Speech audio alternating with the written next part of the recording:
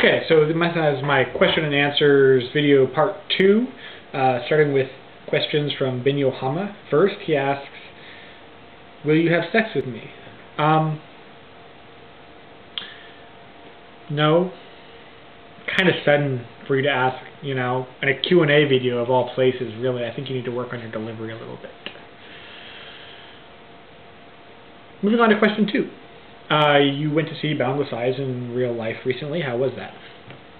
I had a great time. I had never been to the UK before, so visiting London was exciting. And it was great to meet her. We got along very well.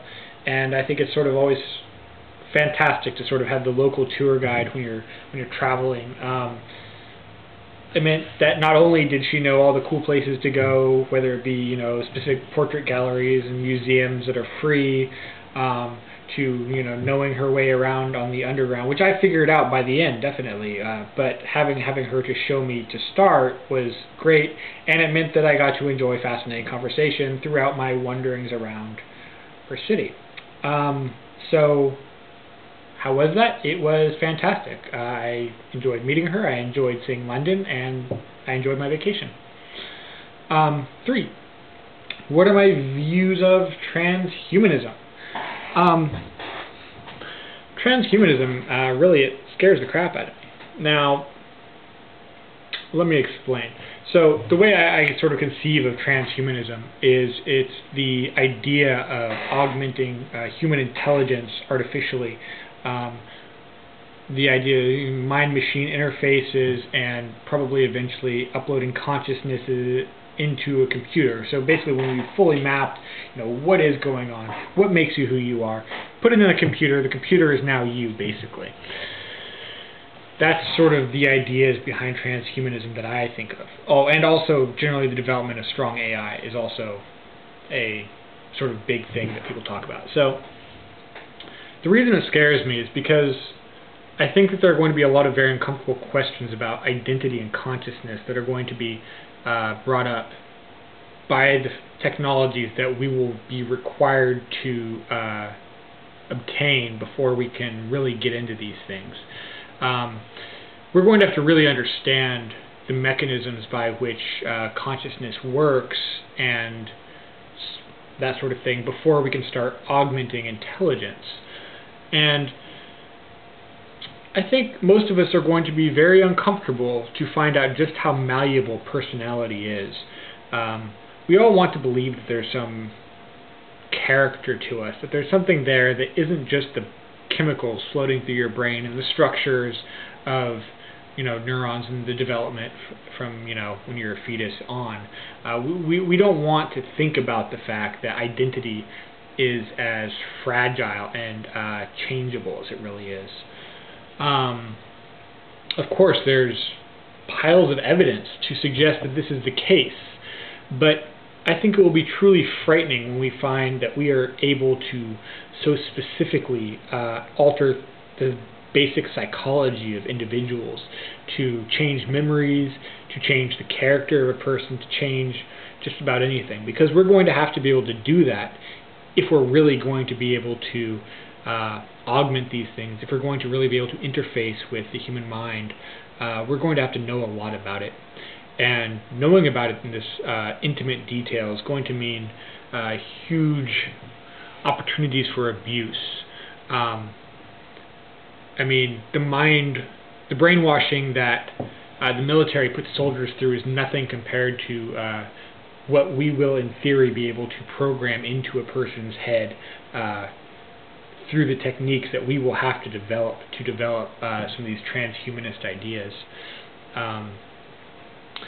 These things frighten me because there is so much at stake in terms of the basic sort of, people like to say like human spirit, but the basic idea that we are individuals and there is something sacred about being an individual and about being alive.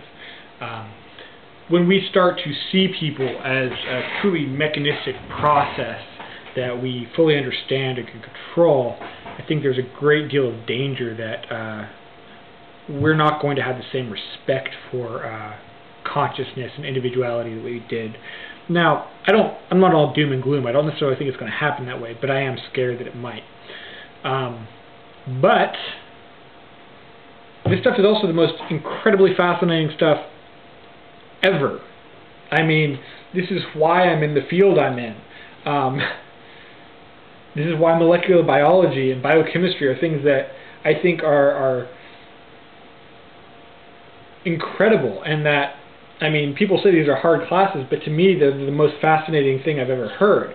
And you know, I want to live forever. Sounds great. Sign me up. So transhumanism scares the crap out of me, and I'm very excited that it's coming and that it will probably be here in my lifetime. 4, you never comment on the burqa thing. What is your view there? So I just spent a long time babbling about transhumanism, so I'm going to try and be quick about this particular bit. I think it's insane to outlaw any mode of clothing. I also think that it is inappropriate to provide somebody with differential treatment based on religious affiliation.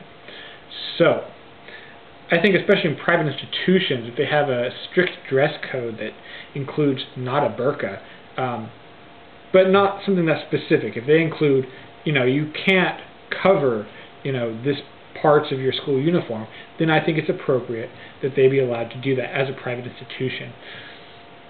I also think that public education should be open to everyone, regardless of what particular religion their parents happen to be.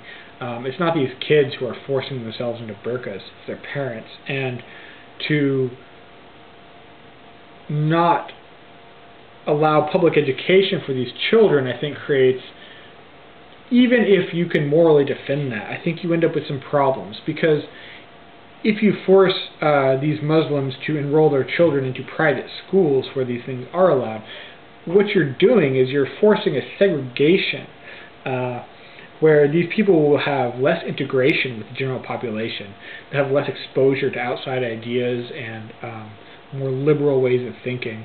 And not only that, but these other children who don't wear burqas won't have the exposure to these individuals who do, meaning that they have less experience of them directly as human beings. And I think more than anything, experiencing people who don't agree with you as human beings is one of the big things that really breaks down barriers in terms of who we get along with and what we believe about other people. So I think that this kind of segregation will be overall damaging to a society in the long run, even if you can make a good argument for why there should be segregation.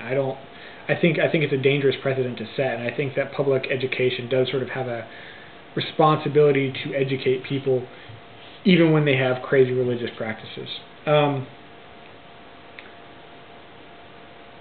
Getting a little bit short on time here, but I'm going to try and squeeze Knifesson's question in. I know I just spent way too long on those last 4 questions, but his question is, what is your view on vegetarianism?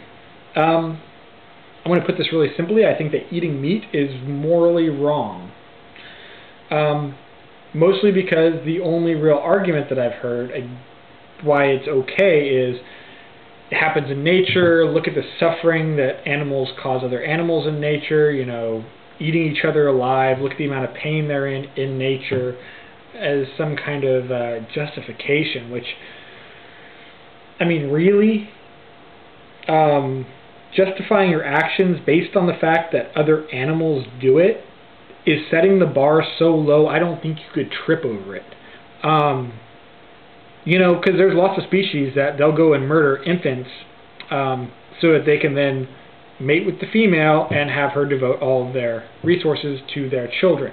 Now, this is not a model for human behavior because, well, we all know it isn't. The idea of trying to justify something as natural or it happens in nature is bizarre to me. Now, maybe someone else will have a good explanation for why killing animals to eat them when it's not necessary is reasonable, or not even just reasonable, but why it's morally acceptable. Because I need to qualify my statement here by saying I'm not a vegetarian. I think it's morally wrong to eat meat, but I'm not a vegetarian. Now, I'm mostly vegetarian in the sense that I don't buy meat, I don't prepare meat for myself. But sometimes if I'm going out to eat with other people, especially if there's no vegetarian option on the menu that looks good to me, then I will eat meat. And if I'm at my mom's house and she's cooking meat, then I will eat the food that she's prepared.